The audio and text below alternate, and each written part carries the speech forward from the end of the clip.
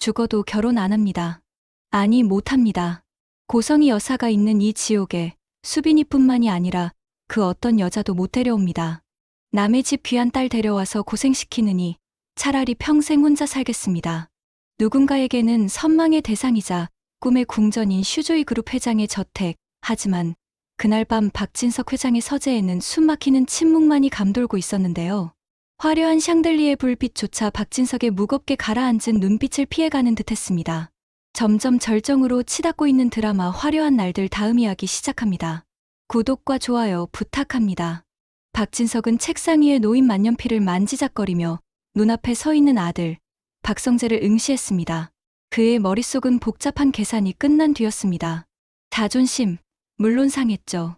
천하의 박진석이 자식에게 백기를 든다는 건 쉬운 일이 아니었으니까요. 하지만 그는 사업가였습니다. 손해보는 장사는 절대 하지 않는 철저한 계산 속에서 그는 지금 이 순간 자신이 내밀 수 있는 최고의 카드를 꺼내 들었다고 확신하고 있었습니다. 그래, 알았다. 내가 졌다. 박진석의 목소리는 낮았지만 그 안에는 기묘한 승리감마저 배어 있었는데요. 그는 의자 등받이에 몸을 깊숙이 기대며 마치 선심을 쓰듯 말을 이었습니다. 수빈이 그 아이와의 결혼 허락하마. 짐 싸는 거 멈추고 방에 들어가. 회사 일도 다시 맡고. 내가 원하던 게 이거 아니었냐? 박진석은 당연히 아들이 감격할 것이라 예상했습니다.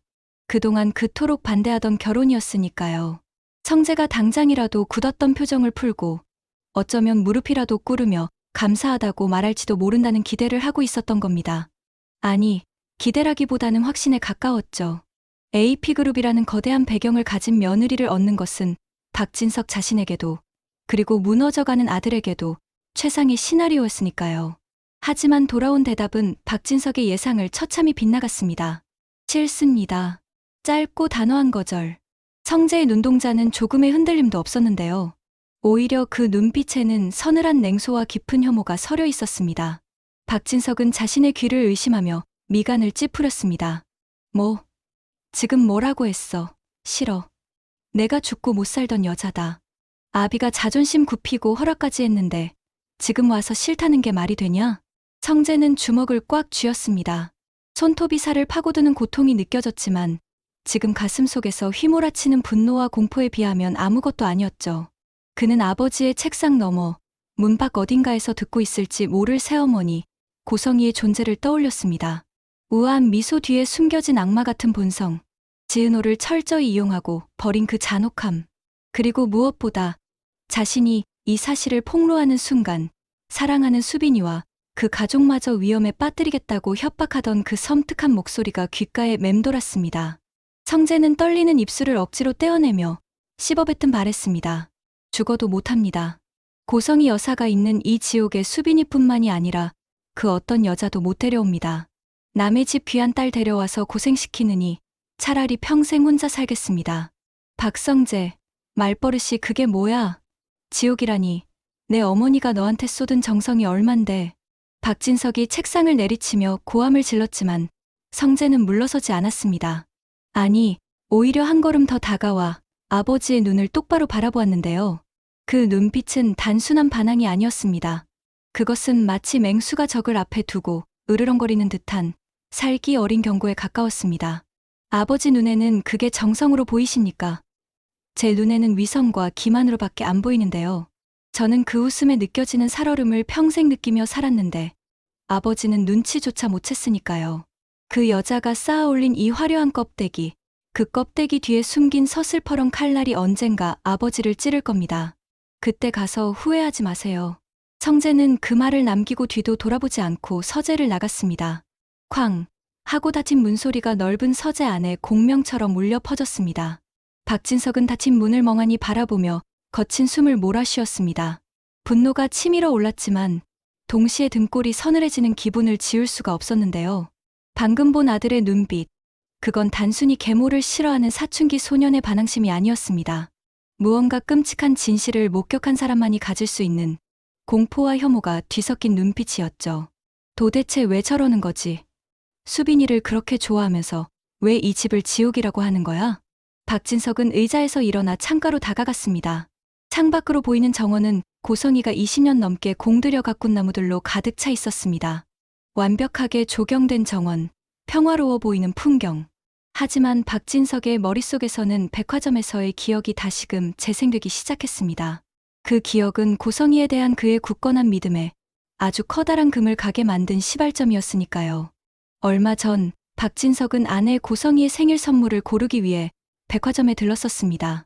최고급 보석 매장을 둘러보고 나오던 길이었죠. 에스컬레이터 쪽에서 익숙한 뒷모습을 발견했습니다. 바로 아들이 목매던 여자 이수빈이었습니다. 그런데 그녀는 혼자가 아니었습니다. 훤칠한 키에 귀티가 흐르는 한 남자와 나란히 걷고 있었는데요. 그 남자가 수빈의 어깨에 걸친 코트를 다정하게 여며주는 모습을 본 순간 박진석의 속은 말 그대로 뒤집혔었습니다. 성재 녀석은 술로 무너져 가는데 저녀는 딴 놈하고 히덕거리네. 분노에 찬 박진석은 당장이라도 달려가 호통을 치고 싶었지만 채통을 지키기 위해 비서실장에게 은밀히 지시했습니다. 저 남자가 누군지 당장 알아내라고 말이죠. 그리고 1시간 뒤 보고를 받은 박진석은 자신의 귀를 의심할 수밖에 없었습니다. 회장님, 그 사람은 AP그룹의 이지혁 대표입니다. 뭐? AP그룹? 요즘 재계에서 제일 잘 나가는 그 젊은 대표 말인가? 네, 맞습니다. 그리고 더 놀라운 건 이수빈 씨가 이지혁 대표의 친동생이라고 합니다. 순간 박진석의 머릿속이 하얗게 변했습니다. 이지혁의 친동생. 그렇다면 수빈이 그 대단한 AP그룹 가문의 딸이란 말인가? 당혹감은 곧이어 섬뜩한 의구심으로 바뀌었습니다. 왜냐하면 아내 고성이가 했던 말과 너무나도 달랐기 때문입니다. 고성이는 분명 이렇게 말했었거든요. 여보, 수빈이 그 집안 정말 형편없어요. 아버지는 평생 실업자의 술꾼이고 엄마는 남의 집 식모살이로 겨우 입에 풀칠한대요. 게다가 오빠라는 작자는 도박빚에 쫓겨다니는 한량이라더군요. 그런 집안이랑 사돈 맺으면 우리 슈조이 그룹 격이 떨어지는 건 둘째치고 당신 재산 노리고 덤벼들 게 뻔해요. 사랑하는 아내 고성이의 그 말을 철석같이 믿었기에 성재의 결혼을 결사반대했던 박진석이었습니다. 그런데 실업자 술꾼 아버지, 도박쟁이 오빠, AP그룹 대표가 도박쟁이 한량이라니 이건 단순한 정보의 오류가 아니었습니다. 고성이가 자신이 세상에서 가장 신뢰하던 아내가 의도적으로 성재와 수빈을 갈라놓기 위해 새빨간 거짓말을 했다는 사실이 명백해지는 순간이었죠. 박진석은 창문에 비친 자신의 얼굴을 노려보았습니다. 아내의 말을 철석같이 믿은 자신이 한심해 보였습니다. 혼란스러웠습니다. 성희가 왜 거짓말을 했을까? 성재를 위해서? 아니면 다른 이유가 있는 건가? 지금 방금 성재가 하고 나간 말, 이 집은 지옥이다 라는 절규와 고성희의 거짓말이 묘하게 겹쳐지기 시작했습니다. 다음 날 박 회장은 비서실장을 불렀어요. 보안 유지 철저히 해. 아무도 모르게 알아볼 게 있으니까. 박진석의 목소리는 낮고 차가웠습니다. 그는 아직 몰랐습니다. 자신이 지금 열려고 하는 판도라의 상자 안에 얼마나 추악하고 끔찍한 진실이 들어있는지. 고성이라는 우아한 가면 뒤에 숨겨진 실체, 미국 유학 중이라는 한우진과 버려진 딸 지은호, 그리고 수백억이라는 검은 돈의 행방까지. 이 모든 것이 얽히고 설킨 실타래가 이제 막 풀리기 시작했다는 것을요. 그 시각, 거실 바닥을 슬리퍼로 계속 쓸고 다니며 입술을 뜯는 한 여자가 있었습니다. 바로 고성이었습니다. 그녀는 성재가 소리 지르며 나간 것을 알고 있었습니다. 그녀의 손에는 따뜻한 차가 들려 있었지만 찻잔을 쥔 손마디는 하얗게 질려 있었는데요. 그녀의 눈빛은 불안과 도끼로 이글거리고 있었습니다. 박성재, 내가 감히 내 계획을 망치려 들어? 고성이는 차의 향기조차 맡을 여유가 없었습니다. 그녀의 머릿속에는 오직 하나, 어떻게든 이 위기를 넘기고 성재의 입을 막아야 한다는 생각뿐이었습니다. 하지만 그녀는 간과하고 있었습니다. 성재뿐만이 아니라 자신의 친딸 박영라조차 그녀의 숨통을 조여오고 있다는 사실을 말이죠. 이제 가면이 벗겨질 시간은 카운트다운에 들어갔습니다. 그날 오후 슈조이 그룹 본사 회장실. 박진석은 지친 얼굴로 서류를 뒤적이고 있었습니다. 눈앞에는 외부 회계법인 회계사가 긴장된 표정으로 앉아 있었는데요. 박진석은 평소 이용하던 재무팀이 아닌 외부 인력을 오전에 비밀리에 호출했습니다. 아내 고성이가 이사장으로 있는 가온재단의 자금 흐름을 파악하기 위해서였죠. 만약 재무팀을 통했다가 아내 귀에 들어가는 날에는 모든 증거가 없어질 수 있기 때문이죠. 박진석은 그때까지만 해도 일말의 희망을 품고 있었습니다. 그저 자신의 오해이기를, 아내가 성재를 위해 선의의 거짓말을 한 것이기를 바라는 마음이 한구석에 남아 있었던 겁니다. 그래, 특이 사항이 있던가? 박진석이 짐짓 태연한 척 물었습니다. 회계사는 손을 살짝 떨며 서류 한 장을 조심스럽게 내밀었습니다. 회장님, 저 말씀드리기가 좀 조심스럽습니다만 재단법인 카드와 후원금 계좌 내역에서 이해할 수 없는 흐름이 발견되었습니다. 이해할 수 없다니 무슨 뜻이야? 최근 한 달 사이 현금 인출이 잦았습니다. 그것도 소액이 아니라 2억, 3억 단위로 여러 차례에 걸쳐서요. 합산해 보니 대략 10억 원 정도가 현금으로 인출되었습니다. 사용처는 증빙되지 않았고요. 10억. 박진석의 눈썹이 꿈틀했습니다. 10억 원. 가온그룹 규모에서 큰 돈이 아닐 수도 있지만 재단 운영비가 현금으로 10억이나 증발했다는 건 명백한 횡령이자 비리였습니다. 하지만 더 큰 문제는 그 돈이 어디에 쓰였냐는 것이었죠. 그리고 더 조사해보니 이건 최근 일만이 아니었습니다. 지난 20년간 재단을 통해 페이퍼 컴퍼니로 의심되는 해외 계좌로 자금이 빠져나간 정황도 포착되었습니다. 규모가 생각보다 큽니다. 박진석은 머리를 한 대 얻어맞은 듯 멍해졌습니다. 20년. 고성이가 자신과 재혼해서 가온재단 이사장을 맡은 그 시간과 정확히 일치했습니다. 현모양처 봉사의 여왕이라 불리던 아내가 뒤로는 회사 돈을 빼돌리고 있었다. 박진석은 떨리는 손으로 서류를 넘겼습니다. 날짜와 금액, 그리고 알 수 없는 명의의 수취인들. 박진석은 안경을 벗어 책상 위에 신경질적으로 던졌습니다. 회계사가 내민 보고서는 고작 최근 한 달치 내역이었는데요. 박진석의 동물적인 감각이 경고음을 울리고 있었습니다. 바퀴벌레 한 마리가 보이면 벽 뒤에는 수천 마리가 있는 법. 20년을 함께 산 아내가 몰래 현금을 융통했다면 이건 단순한 돈놀이가 아닐 거라는 불길한 예감이 들었기 때문입니다. 김 회계사, 자네 능력이 이거밖에 안 되나? 당장 최근 10년, 아니 가온재단 설립 이후 20년치 자금 흐름 싹 다 뒤져.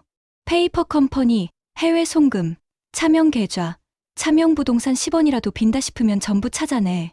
박진석의 호통에 회계사들은 급하게 다시 서류를 뒤지고 노트북을 두들기기 시작했습니다. 회장실에는 숨 막히는 정적과 타자기 소리만 감돌았는데요. 초조하게 창밖을 바라보며 담배를 피워 물었습니다.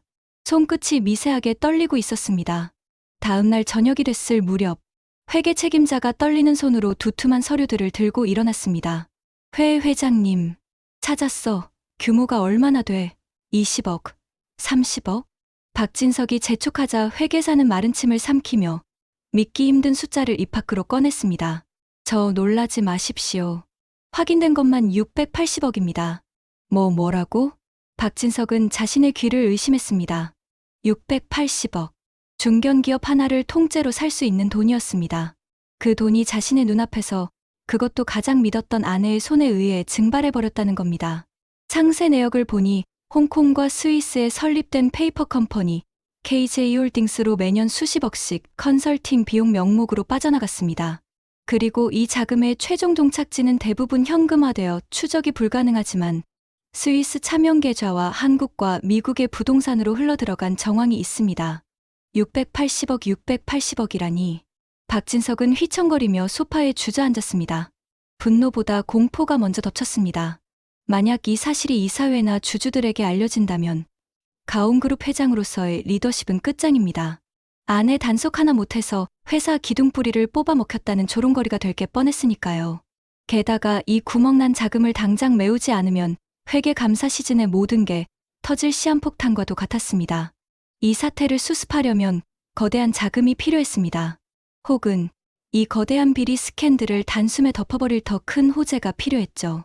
박진석의 머릿속이 긴박하게 돌아갔습니다. AP그룹 그래, 이 지역이다. 박진석은 무릎을 쳤습니다. 성재 녀석이 이 지역의 동생과 결혼만 한다면 슈조이와 AP가 사돈을 맺고 전략적 제휴를 발표하면 주가는 폭등할 거야. 그 틈을 타서 자본을 확충하고 680억 구멍을 메운 뒤에 고성이 그 여자를 처리해도 늦지 않아. 그것은 벼랑 끝에 몰린 사업가의 처절한 계산이었습니다. 아들의 사랑을 허락하는 척하면서 실은 자신의 왕국을 지키기 위한 방패막이로 삼으려는 속셈이었죠. 차 대기시켜. AP그룹 본사로 간다. 박진석은 옷매무새를 다듬으며 비장한 표정으로 일어섰습니다. 겉으로는 여유로운 척, 당당한 척했지만 그의 속은 타들어가고 있었습니다. AP그룹 본사, 대표이사실. 사전 약속도 없이 그것도 다급하게 들이닥친 박진석을 보며 이지혁은 의아한 표정을 감추지 못했습니다. 박진석은 들어오자마자 비서들을 다 물리고 이지혁과 단둘이 마주 앉았습니다. 이 대표, 바쁜 사람인 줄 알지만 내가 직접 왔네. 거두절미하고 본론만 말하지. 박진석은 짐짓거만한 태도를 유지하려 애썼습니다. 자신이 을이라는 것을 들키지 않기 위해서였죠. 우리 성재와 수빈 양 결혼 진행합시다. 내가 그동안 반대했던 건 오해가 좀 있었어. 자네 집안을 몰라보고 신뢰를 했더군. 사과하지. 이지혁은 아무런 대답 없이 차가운 눈으로 박진석을 응시했습니다. 그리고 이왕 사돈 맺는 거 우리 가온과 AP가 지분 맞교환을 통해 파트너십을 맺는 건 어떻겠나. 내가 알기론 AP가 유통망 확장에 목말라 하던데 우리 가온의 인프라를 전폭적으로 지원해주지. 대신 우리 쪽에 신규 투자금 유치를 좀 도와줬으면 하는데. 박진석은 침이 마르는 것을 느끼며 이지혁의 입만 바라보았습니다. 이건 제안이 아니라 사실상 구조 요청이었습니다. 하지만 이지혁의 입에서 나온 말은 박진석의 기대를 산산조각 냈습니다. 돈이 많이 급하신가 봅니다, 회장님. 박진석의 눈썹이 꿈틀했습니다. 무슨 소린가. 내가 돈이 급하다니. 내 회사 현금 보유량이 얼마인 줄 알고. 고가는 넉넉하겠죠. 하지만 회장님 개인 금고, 아니 정확히 말하면 가온재단의 금고는 텅 비어있지 않습니까? 박진석의 심장이 덜컥 내려앉았습니다. 방금 자신이 확인한 그 680억의 비밀을 외부인인 이지혁이 어떻게 알고 있단 말인가? 자, 자네가 그걸 어떻게? 저희 AP 정보력을 너무 얕부셨군요. 고성희 이사장이 지난 수십 년간 빼돌린 자금, 그게 어디로 흘러갔는지 조사하다 보니 자연스럽게 알게 됐습니다. 이지혁은 서류 봉투 하나를 탁자 위에 툭 던졌습니다. 결혼이요? 사업 제휴요? 회장님은 지금 며느리를 보러 오신 게 아니라 아내분이 저지른 횡령 사고를 덮을 물줄을 찾으러 오신 거 아닙니까? 제 동생을 그런 더러운 구멍을 메우는 시멘트로 쓸 생각하지 마십시오. 박진석의 얼굴이 불그락푸르락해졌습니다. 수치심과 공포가 동시에 밀려왔습니다. 말 조심해. 내 아내가 실수를 좀 했을진 몰라도 그건 내가 알아서 할 문제야. 감히 어디서 훈계질이야. 실수요? 이지혁이 서늘하게 웃었습니다. 수백억이 실수로 사라질 수 있는 돈입니까? 그리고 그 돈이 고작 사치나 부리려고 쓴 돈인 줄 아십니까? 박진석은 멈칫했습니다. 회계사도 돈의 용처는 정확히 밝혀내지 못했었죠. 미국과 박진석은 비틀거리는 걸음으로 엘리베이터를 탔습니다. 숫자가 내려가는 동안 거울에 비친 자신의 얼굴은 흙빛이 되어 있었는데요. 머릿속에서는 이지혁의 폭로와 회계사가 보고했던 숫자들이 뒤엉켜 끔찍한 진실을 그려내고 있었습니다. 680억 그 큰 돈이 다 어디로 갔나 했더니 회계사의 말이 귓가에 윙윙거렸습니다. 자금 추적 결과 대부분이 실물 자산으로 세탁되었습니다. 강남의 빌딩 세 채는 확인이 되는데 나머지는 현금이나 금으로 바꿨다면 사실상 추적이 불가능합니다. 개인 금고나 비밀 창고에 은닉된 것으로 보입니다. 박진석은 주먹으로 엘리베이터 벽을 쾅 내리쳤습니다. 그 여자는 내 등 뒤에서 칼을 꽂을 준비를 완벽하게 하고 있었던 겁니다. 20년 동안 현모양처 행세를 하며 내 회사의 피를 빨아먹고 그 피로 빌딩을 사고 금괴를 쌓아놓고 있었던 거죠. 자신과 헤어지거나 가온그룹이 무너져도 혼자 떵떵거리며 살 수 있는 고성희만의 왕국을 건설해 둔 셈입니다. 그런데 돈만 훔친 게 아니었습니다. 이지혁이 던진 말이 비수가 되어 심장을 찔렀습니다. 고성희 씨 아들 한우진이 한국에 있습니다. 회장님 아들 박성재를 밀어내고 그 한우진을 후계자로 앉히려는 계획 정말 모르셨습니까? 박진석의 입에서 헛웃음이 터져 나왔습니다. 기가 막혔습니다. 내 돈 680억으로 자기 노후를 챙기고 내 회사는 한우진에게 물려주려고 했다. 나 박진석을, 그리고 내 아들 성재를 철저하게 허수아비로 만들고 가온그룹을 통째로 집어삼키려 한 것입니다. 감히 나를. 지하 주차장에 도착한 박진석은 차에 타자마자 짐승처럼 으르렁거렸습니다. 청와대학병원으로 가. 밟아. 차가 거칠게 출발하자 박진석은 떨리는 손으로 휴대폰을 꺼내 딸 영라에게 전화를 걸었습니다. 확인해야 했습니다. 영라가 엄마와 사이가 안 좋은 진짜 이유, 그리고 영라가 알고 있는 진실을요. 영라야, 너 지금 어디냐? 작업실인데요. 왜요? 아빠 목소리가 왜 그래요? 건조한 영라의 목소리가 들려왔습니다. 지금 당장 청와대학병원으로 와라. 병원요? 갑자기 거긴 왜요? 어디 편찮으세요? 아니, 내가 아니라 내가 확인해 줄 게 있다.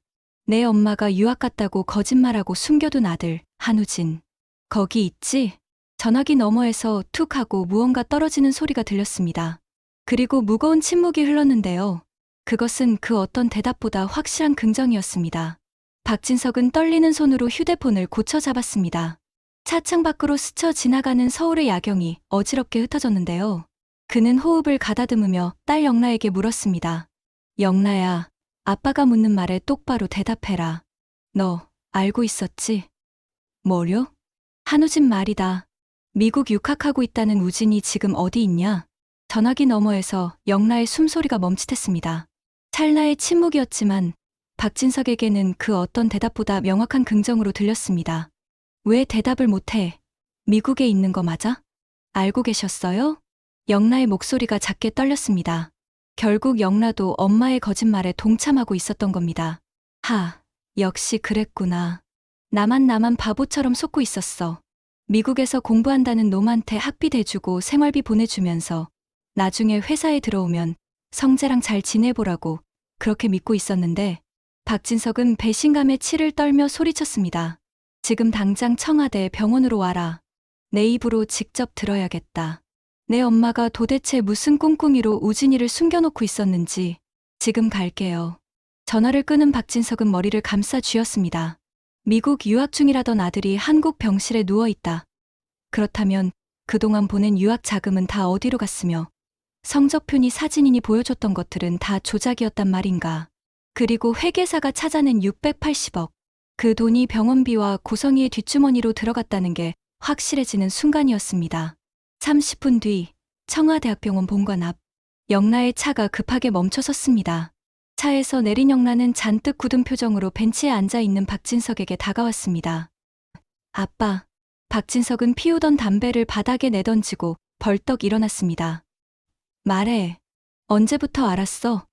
한우진이 미국이 아니라 여기 있다는 거. 영라는 입술을 깨물더니 체념한 듯 입을 열었습니다. 얼마 안 됐어요. 엄마가 하도 나를 감시하길래 내가 역으로 엄마 차에 GPS를 달았거든요. 그런데 엄마가 매일같이 여길 드나들더라고요. 확인해보니 거기 우진 오빠가 있었어요. 그래? 그럼 이것도 알겠구나. 내 엄마가 재단 돈을 물쓰듯 빼돌린 거.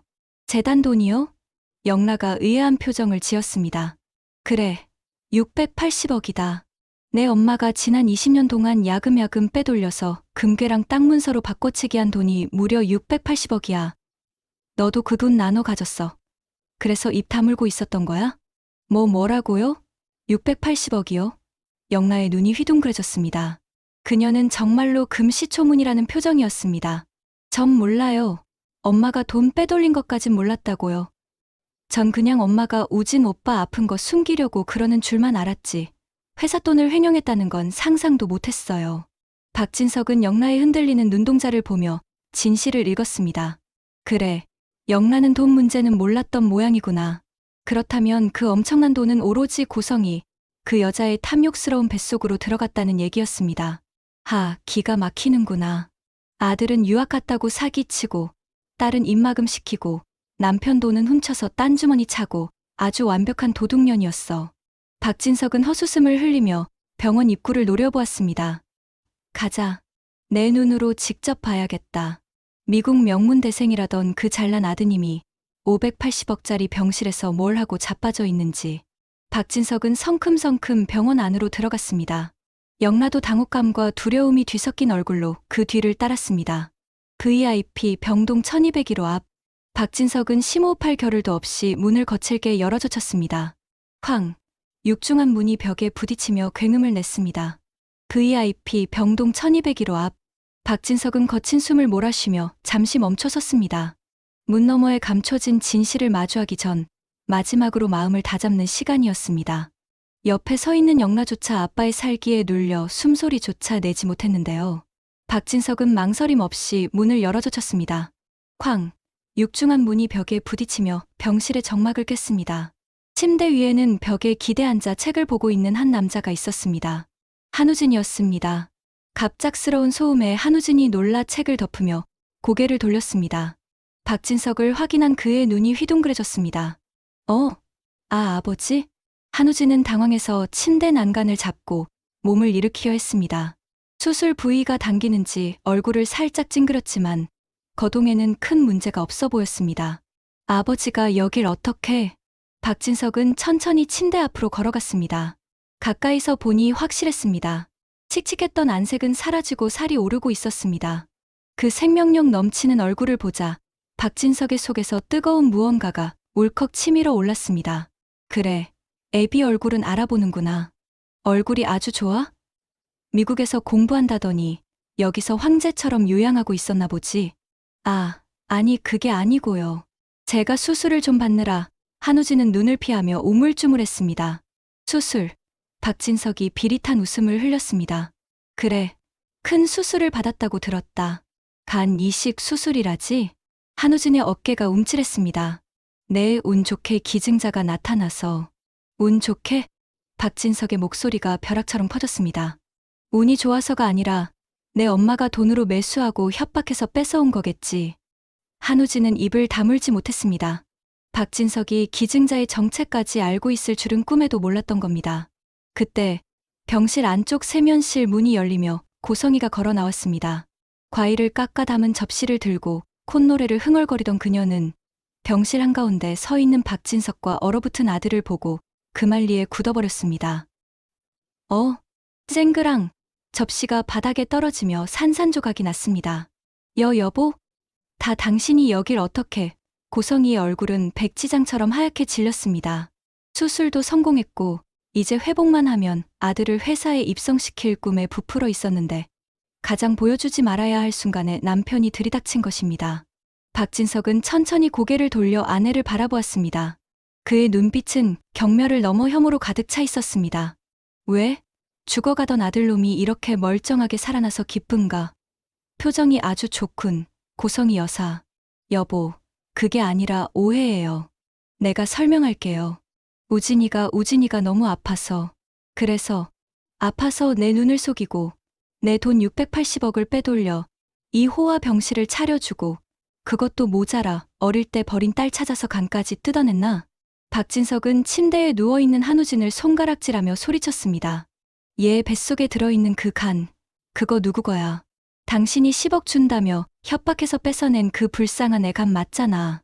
고성이는 다리에 힘이 풀려 주저앉았습니다. 모든 것이 들통났습니다. 살려야 했어요. 당신은 모르잖아요.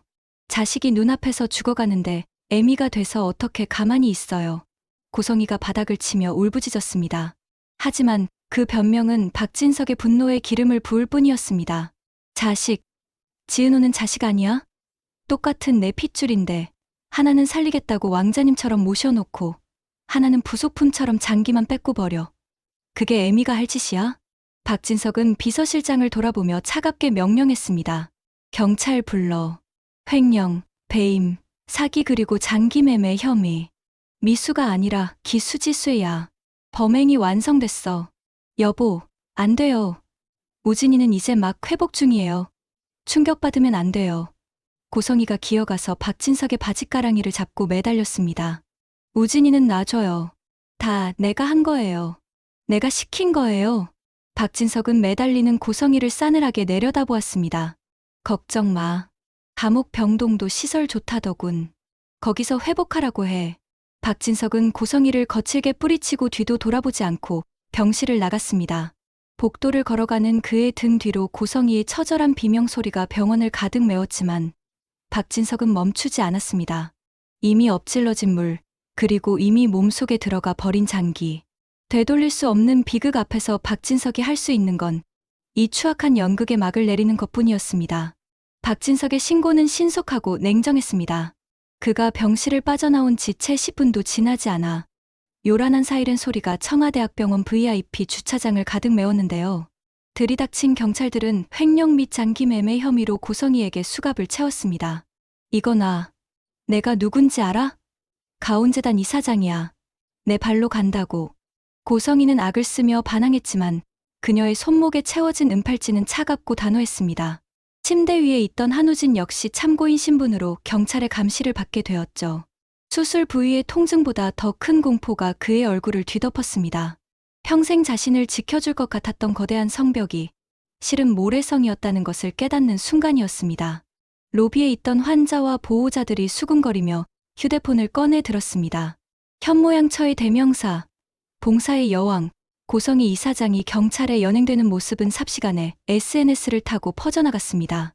20년간 공들여 쌓아 올린 그녀의 우아한 가면이 산산조각 나는 데는 그렇게 단 하루도 걸리지 않았습니다. 그날 밤, 가온그룹 회장 저택, 굵은 장대비가 쏟아지고 있었습니다. 박진석은 불 꺼진 거실 소파에 앉아 독한 위스키를 물처럼 들이키고 있었는데요.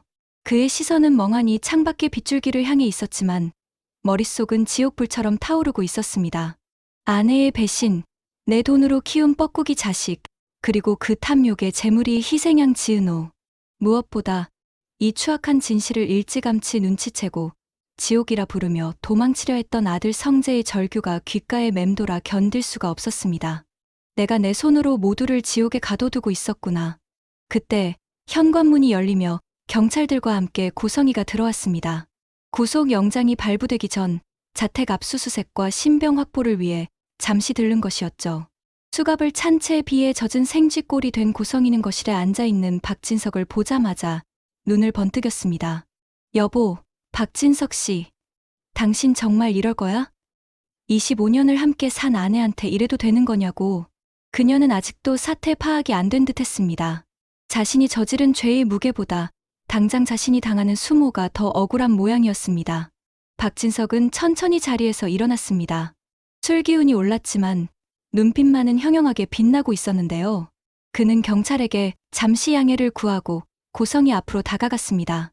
25년. 그래, 25년 동안 참 연기 잘했어. 내 눈과 귀를 막고 내 돈으로 내 왕국을 건설하는 동안 난 정말 내가 천사인 줄 알았으니까. 여보, 내가 다 설명한다니까. 우진이만 살려놓고 금괴랑 땅 다시 팔아서 채워놓으려고 했어.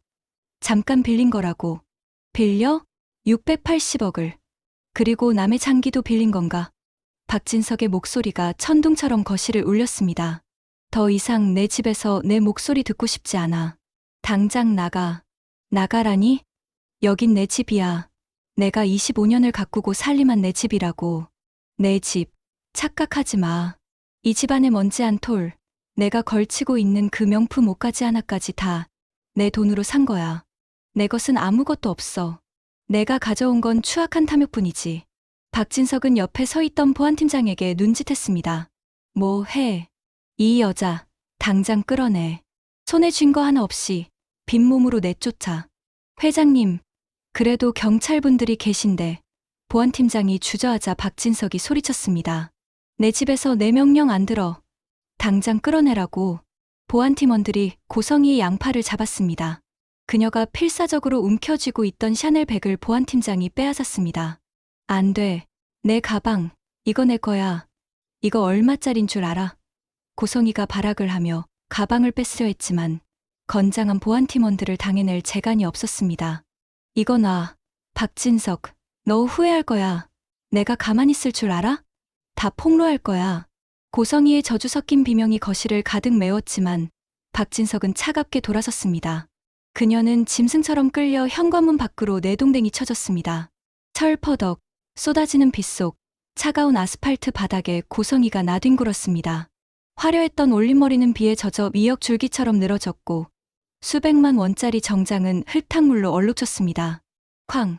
그녀의 눈앞에서 육중한 대문이 굳게 닫혔습니다. 열어. 문 열어. 박진석, 여긴 내 집이야. 내가 25년을 바쳐온 내 성이라고. 고성희는 대문을 두드리며 울부짖었습니다. 하지만 굳게 닫힌 문은 열리지 않았습니다. 그녀가 그토록 지키고 싶어 했던 금괴와 거짓으로 쌓아 올린 화려한 왕국에서 그녀는 영원히 추방당했습니다. 그녀의 손에 남은 것은 아무것도 없었습니다. 차가운 빗물과 스스로 채운 탐욕의 족쇄뿐이었습니다.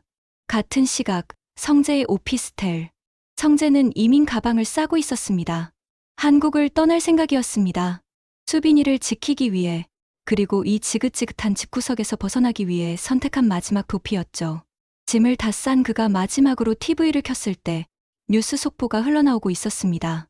속보 가온재단 고성희 이사장, 수백억 대 횡령 및 장기 매매 미수 혐의로 긴급 체포. 성재의 손에서 리모컨이 떨어졌습니다. 화면 속에는 마스크와 모자로 얼굴을 가린 채 경찰에 끌려가는 새어머니, 고성희의 모습이 나오고 있었습니다. 그리고 앵커의 멘트가 이어졌습니다. 고 이사장은 재단 공금 680억 원을 횡령에 은닉하고 숨겨둔 친아들의 간 이식 수술을 위해 쌍둥이 딸을 협박해 장기를 적출하려 한 혐의를 받고 있습니다. 이 모든 사실은 남편인 가온그룹 박진석 회장의 직접적인 제보로 밝혀졌으며 성재는 자신의 귀를 의심했습니다. 아버지의 제보, 아버지가 그 여자를 신고했다고? 평생 그 여자의 치마폭에 쌓여 꼭두각시처럼 살던 아버지가 드디어 진실을 마주한 것인가? 성재의 가슴 속에서 복잡한 감정이 소용돌이쳤습니다. 통쾌함, 안도감, 그리고 설명할 수 없는 연민. 그때 테이블 위에 놓인 휴대폰이 진동했습니다. 발신자는 아버지였습니다. 성재는 떨리는 손으로 휴대폰을 집어들었습니다. 수없이 거부하고 외면했던 이름. 하지만 오늘만큼은 외면할 수 없다는 것을 직감했습니다. 한참을 망설이던 성재의 손가락이 마침내 통화 버튼을 향해 움직였습니다.